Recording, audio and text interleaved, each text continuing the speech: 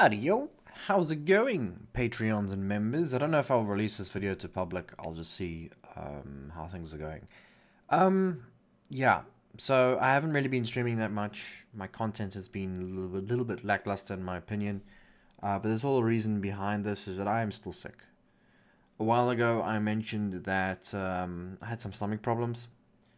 That was about like almost 5 months ago, and on and off within the 5 months, I've been sick and not sick and then sick and then sick. So it's been a challenge for me to keep up with the content and work and everything. It really has. Am I dying? No. Do I know what's wrong? Not entirely. The doctor seems to think that it is IBS, which is usually caused by stress, but that confuses me a little bit because I haven't been stressed before I got the symptoms. Like before I got the symptoms, I was doing really well, really happy. I was not depressed. I was not sad. I had no anxiety. Just your average whatever. I was doing pretty well.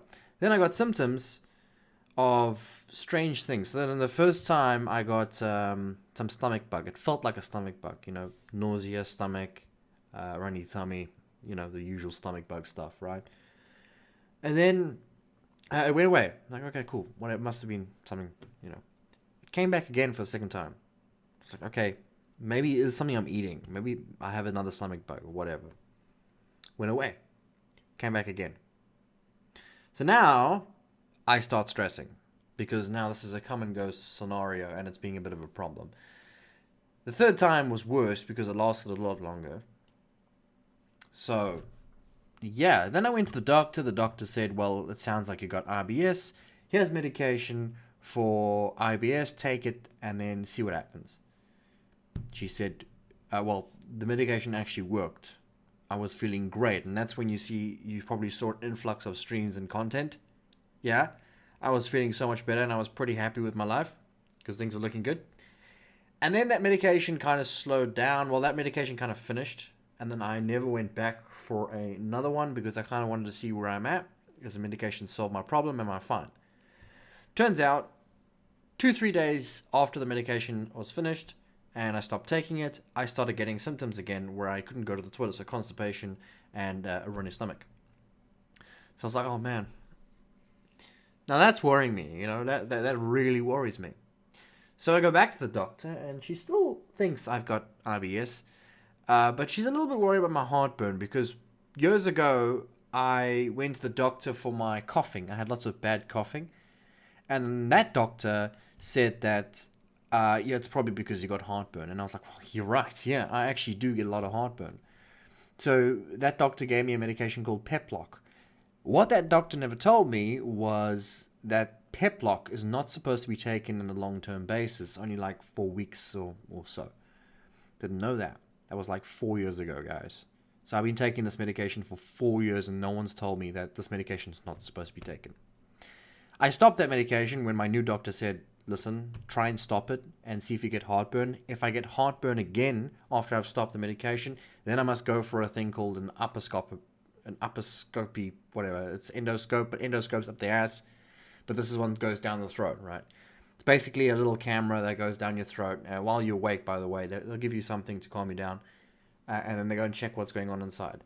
That is something that's on the fence at the moment, like because I have a lot of anxiety right now. I'm actually my anxiety is really bad at the moment because of this issue with the stomach. Tonight, I'm doing pretty good. Like, I'm fine. I just ate myself I would say, a healthy enough burger. Funny thing about this, though, guys, because it's not what I eat. Because I've noticed, like, if I go have a healthy meal, I seem to get sick quicker. Because I think my body can't break down all the healthy stuff, like all the green beans and all that stuff. It's hard to break down for the stomach. If I go have a burger, I'm fine. And I feel great because I'm full and I'm much better. But if I go have like a nice roast with veggies, and I feel worse, man. Like, I don't know why. But anyway, I had a burger tonight. Went out with RJ. We had a massage from our friend. She does it at her house. And I'm doing okay today, you know? Yesterday was pretty rough, but today I'm fine. But that's what I'm saying, you know, it's pretty strange. The good news is that the doctor did say my symptoms don't align very well with cancer or anything, so it doesn't seem like I do have sort of stomach cancer or anything. She still thinks it's very much IBS. So stomach cancer is like bleeding in the stools, cramping, pains, things like that. And I don't have any of those symptoms, guys. The only symptoms I have are, you know, the desperate need to go to the toilet and runny stomach and constipation. That's kind of my symptoms. But that's it. And then sometimes I get a little bit nauseous in the head.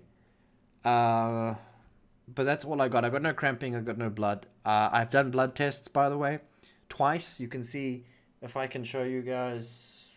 I don't think you can see on this camera, but you can see. This was a second blood test. The first blood test, everything was normal except my potassium. My potassium was extremely high to the point where I needed to be admitted to hospital. However, they told me that this is a common problem that they always make at the doctor, the testing. They said that when they test, for some reason, potassium always comes back at a really a crazy number. So they said, don't stress too much, because if your potassium was that high, you would have been basically dead. So I was like, okay. But yeah, so I went back for the potassium, and that's hundreds. You know, so that was an error in the first time. That's hundreds. There's nothing else wrong with my blood. It's like perfect. I am actually pretty healthy in terms of blood work. My sugar is good. I'm not abnormal sugar levels.